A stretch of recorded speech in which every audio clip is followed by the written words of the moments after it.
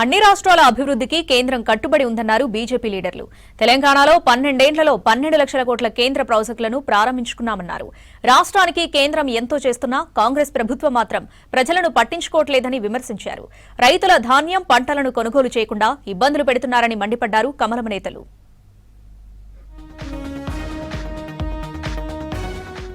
తెలంగాణలో రాబోయేది బీజేపీ ప్రభుత్వమేనన్నారు ఆ పార్టీ స్టేట్ చీఫ్ రామచంద్రరావు. కాంగ్రెస్ సర్కార్ రైతుల ధాన్యం 25% కూడా కొనుగోలు చేయట్లేదని మండిపడ్డారు. కొనుగోలు కేంద్రాల దగ్గర రైతులు ఇబ్బందులు పడుతున్నారని అన్నారు. రంగారెడ్డి జిల్లా తుర్కయాంజాల్ మున్సిపాలిటీ పరిధిలో పలు గ్రామాల ప్రజలు బీజేపీలో జాయిన్ అయ్యారు. ప్రభుత్వానికి రైతు ఒక సమస్య మీద ఒక మామూలుగా ఉంది, వాళ్ళకు చీమ గుట్టినట్టు కూడా వాళ్ళకి లేదు. బీజేపీ పెరుగుతా ఉన్నది. రేపు జీహెచ్ఎంసీ ఎన్నికల్లో కూడా ఈ 3 ప్రాంతాల్లో కూడా బీజేపీ మేయర్ గెలుస్తుందని చెప్పి నాకు పూర్తి నమ్మకం ఉన్నది. యువతను ప్రోత్సహించేందుకు బీజేపీ ప్రభుత్వం అన్ని రకాల ప్రయత్నాలు చేస్తోందన్నారు కేంద్ర మంత్రి కిషన్ రెడ్డి. సికింద్రాబాద్ బోయిగూడ రైల్ కలారంలో నిర్వహించిన 19వ రోజ్గార్ మేళాలో పాల్గొన్నారు కేంద్ర మంత్రి. అందరికీ ప్రభుత్వ ఉద్యోగం సాధ్యం కాదన్నారు. కానీ ప్రైవేట్, కార్పొరేట్, ఇన్ఫ్రా సంస్థల్లో భారీ సంఖ్యలో ఉపాధి కల్పనకు మోదీ సర్కార్ బాటలు వేసిందన్నారు కిషన్ రెడ్డి. ప్రతి 2 నెలలకు ఒకసారి ఈ రకమైనటువంటి సమావేశం నిర్వహించి ఆ 2 నెలల్లో రిటర్న్ టెస్టులు కానీ లేకపోతే రిక్రూట్మెంట్ ఆర్డర్స్ కానీ ఎవరెవరికి వచ్చినాయో వాళ్ళందరినీ పిలిచి ప్రధానమంత్రి గారు ఇది 18వ కార్యక్రమం అందరినీ పిలిచి అందరికి కూడా ఈ రకమైనటువంటి రిక్రూట్మెంట్ లెటర్స్, ఉద్యోగ నియామక పత్రాలు అందించేటువంటి కార్యక్రమం భారత ప్రభుత్వం కొనసాగుతుంది. తెలుగు రాష్ట్రాల అభివృద్ధికి కట్టుబడి ఉన్నామన్నారు కేంద్ర మంత్రి బండి సంజయ్. మోదీ 3.0 పాలనలో అత్యధిక లబ్ధి పొందుతున్న రాష్ట్రం ఏపీ అన్నారు. 2 ఏళ్లలో 3 లక్షల కోట్ల ప్రాజెక్టులు ప్రారంభమయ్యాయన్నారు.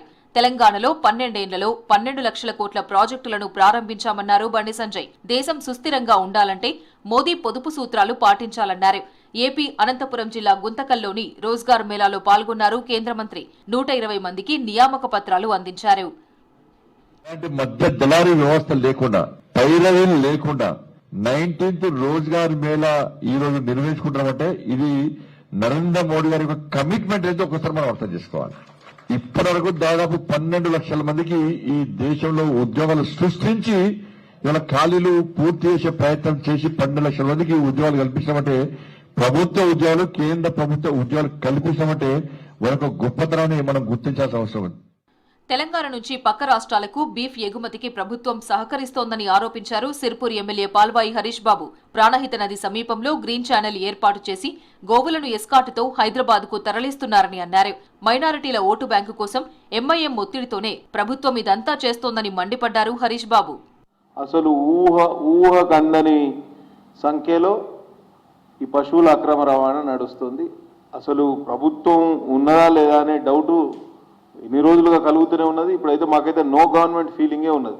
అసలు as if there is no government. ప్రభుత్వ యంత్రాంగం నిమ్మకు నీరెత్తినట్టు ఉందని మనం అనుకుంటా ఉంటే ప్రభుత్వ యంత్రాంగమే ఇవాళ ఫెసిలిటేట్ చేసే పరిస్థితి ఆ గోవుల అక్రమ రవాణా. చాలా దారుణం. ప్రభుత్వ యంత్రాంగమే, పోలీసులే దగ్గరుండి ఈ అక్రమ రవాణాను ప్రోత్సహిస్తున్న తీరు చాలా దారుణం అండి. రైతు గోసా బీజేపీ భరోసా పేరుతో పోరుబాటకు సిద్ధమవుతోంది బీజేపీ.